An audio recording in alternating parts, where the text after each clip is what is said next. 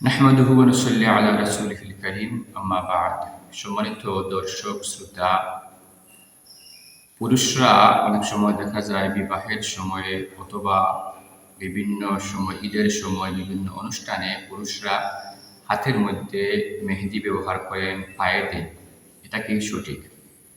দেখুন, মেহেদি ব্যবহার করা, রং মাখা, সাজসজ্জা করা এগুলো মহিলাদের কাজ, মহিলাদের অলংকার। এগুলো তাদের জন্য মানায়। কিন্তু পুরুষরা এগুলো করবে না।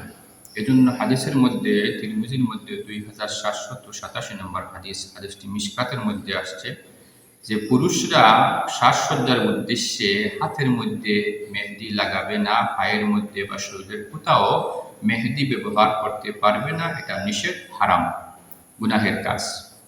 অনেক সময় অনেক মহিলা দেখা যায় বিবাহের সময় পুরুষদেরকে উৎসাহ দেয়, একটু মেহেদি ব্যবহার করো, একটু ব্যবহার না করলে হয় না, কিরকম হয়, কনিষ্ঠ আঙ্গুলে দিয়ে দাও, এরকম মহিলারা উৎসাহ দেয়। এটা শয়তানের প্ররোচনা।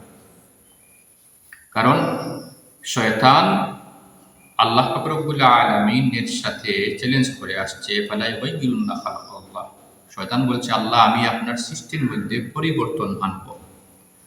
আমি মহিলাদেরকে পুরুষের বেশ ধরাইব, পুরুষদেরকে মহিলাদের বেশ ধারণ করাইব। পুরুষরা হাতের মধ্যে ব্রেসলেট পরবে, তারপরে গলার মধ্যে চুড়ি, চেইন পরবে, কানের মধ্যে দুল দিবে, নাকের মধ্যে ফুল দিবে, এগুলো আমি করাইব। আবার মহিলাদেরকে পুরুষের বেশ ধারণ করাইব। আপনার ছোটো ছোটো চুল, দেখা যায় অনেক মহিলারা ছোটো ছোটো চুল ছোটো করে প্যান্ট পরে, শার্ট পরে, এগুলো কিন্তু শয়তানের এই যে চ্যালেঞ্জ করছে তার পড়াশোনার মধ্যে এই মানুষগুলো পড়ে গেছে। এটা এমনি এমনি হয় নাই। যাই হোক, এই জন্য পুরুষরা, যেই সমস্ত পুরুষরা মহিলার বেশ ধারণ করে এবং যেই সমস্ত মহিলারা পুরুষের বেশ ধারণ করে, তাদের উপরে আল্লাহ এবং রাসূলের লানত, অভিশাপ রয়েছে। আল্লাহ আমাদেরকে হেফাজত করুন।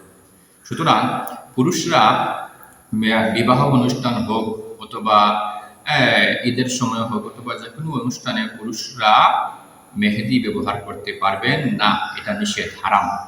তবে পুরুষের যদি দাড়ি সাদা হয়ে যায় অথবা চুল সাদা হয়ে যায়, চুলের মধ্যে বা দাড়ির মধ্যে তারা ব্যবহার করতে পারেন। অথবা যদি ঔষধ হিসাবে আপনার পুরুষরা ঔষধ হিসাবে যদি হাতে পায়ে বা যে কোনো জায়গায় ঔষধ হিসাবে মেহেদি ব্যবহার করতে পারবেন।